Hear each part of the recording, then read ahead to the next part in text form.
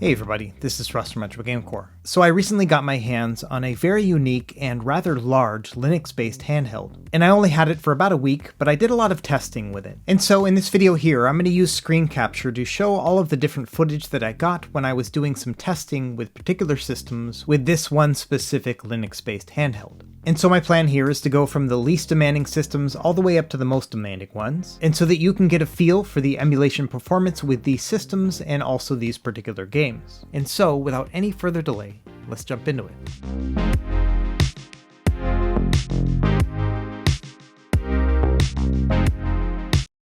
And we're going to start here with Nintendo 3DS. And the 3DS emulator is called Citra, and this is available on most of the Linux distributions, including this one. And so it's just a matter of installing this app here. After that, the only other settings changes I did is I mapped the buttons, and then I went and I changed the resolution to a 3x resolution. And for the 3DS, that means it's a 720p resolution. And for the most part, every game that I threw at it played at full speed. The only one I did have problems with is Donkey Kong Country Returns. This one did have some notable stuttering and delays, but I wouldn't go so far as to call it unplayable.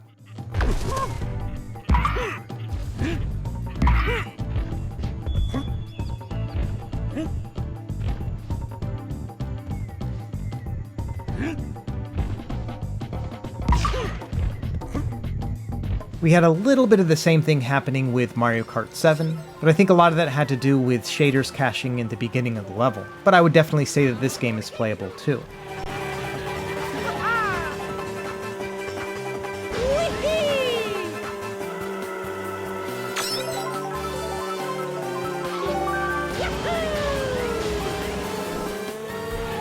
And Metroid Samus Returns was just a joy to play. It was super good.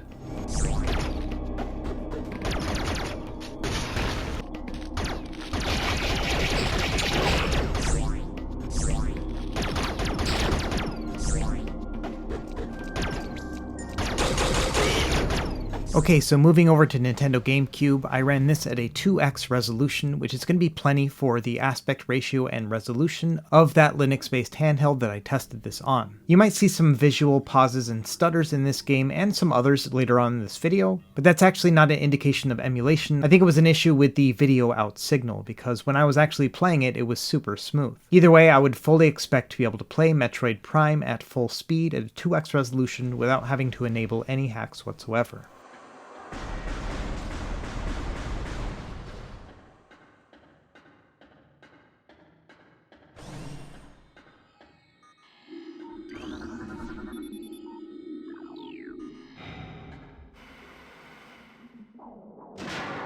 Now, as always, F-Zero GX is in a category of its own. When you first start up a race, I would expect to see some audio stuttering as well as some graphical glitches. And this will commonly happen on parts of the track where lots of things are happening at once. So unfortunately right now, this device is not really capable of playing F-Zero GX at pitch-perfect speeds. But that being said, most of this testing was done with default settings, and so you may be able to change the emulator clock speed and things like that on a per-game basis in order to have improved gameplay. But directly out of the box, at least right now, you're not going to be able to get 100%.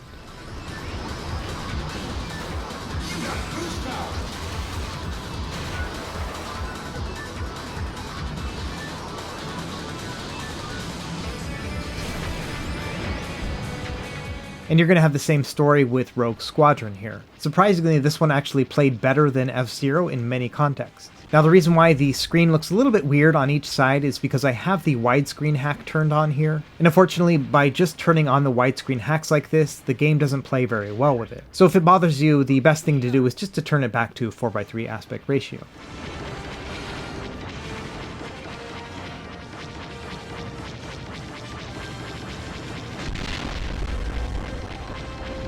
Okay, we're going to stick with the Dolphin emulator, but now we're going to play Wii games. And this one's kind of a mixed bag. Mario Kart Wii was just fine, and some other games like Resident Evil 4, that one played just fine too.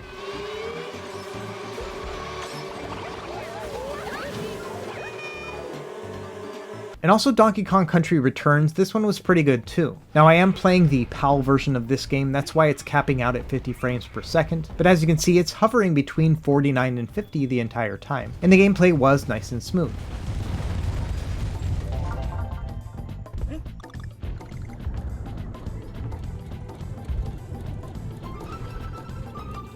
But surprisingly, one game that did have issues was Super Mario Galaxy. I probably spent a good hour messing around with this game and all of the settings available, and I just wasn't able to find the tweaks in order to get this to run at full speed. Given the fact that this device should be more than capable of Nintendo Wii, I do think there must be some configuration out there that is going to allow this to play. And so I'm not saying by any means that Super Mario Galaxy is going to be unplayable on this device. But what I am saying is it is going to require some configuration, and unfortunately in the time I had with the device, I wasn't able to crack that code. But I'm sure we're going to get there eventually, considering the fact that other systems that are much more demanding run just fine with this device.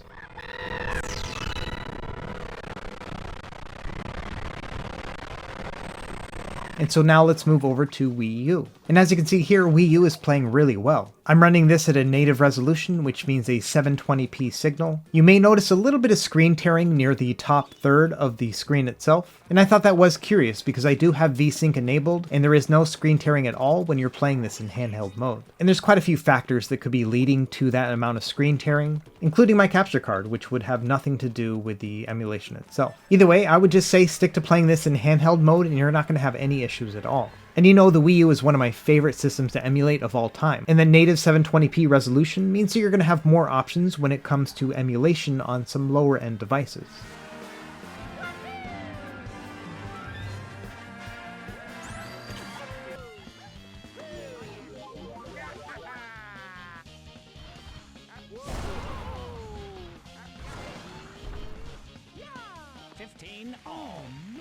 Now, not every game played at a 720p. For example, Wind Waker HD actually played at a 1080p resolution natively. I am seeing some of that screen tearing that we experienced with Splatoon, but like I said, I didn't have this at all in handheld mode.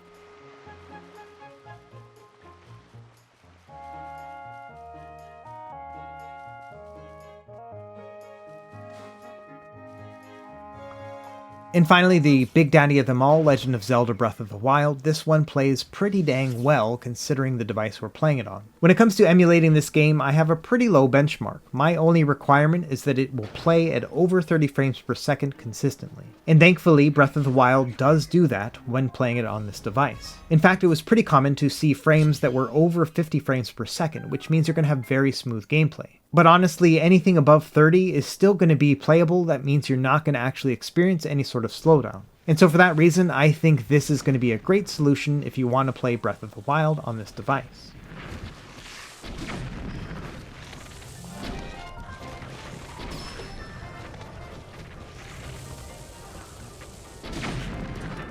And finally, the last system I want to show off in my testing here is going to be Nintendo Switch using the Yuzu emulator. Now, I only had the chance to back up a few of my cartridges before making this video, but as you can see here, Super Mario 3D World plus Bowser's Fury is working just fine. And this is kind of neat because the Wii U version doesn't have as many features as the one that we have here. And by the way, I'm leaving this in windowed mode just so you can see the frames per second on the bottom right. And as you can see, this is running nice and smooth.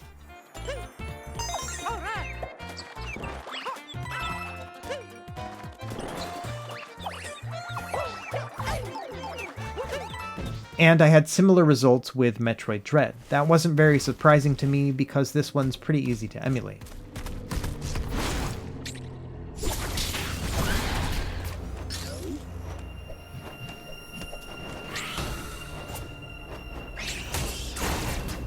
And finally we have Super Mario Odyssey, and unfortunately this one was unplayably slow. Now after I was finished filming this footage and then I returned the device to my friend, I later learned that there is a trick you can do to improve performance within Yuzu. And to do that you need to be in the handheld mode in the gaming version of this operating system. And what you do is you turn it into windowed mode and then you reduce the resolution to 720p. And then within the OS settings you need to turn on FSR. And that should give you more sharpened graphics but at a lower resolution. And so it is quite possible that games like Super Mario Odyssey will play at full speed if you do enough of those little tricks and tips. But for now, it's very early in the life cycle of this device, and I do expect to see optimizations later on, and I'm excited to see where we go next. Anyway, that's about it for this video. Just wanted to show off some emulation that I didn't show off in previous videos, and I hope this was helpful for you. As always, thank you for watching, and be sure to like and subscribe if you found this helpful, and we will see you next time.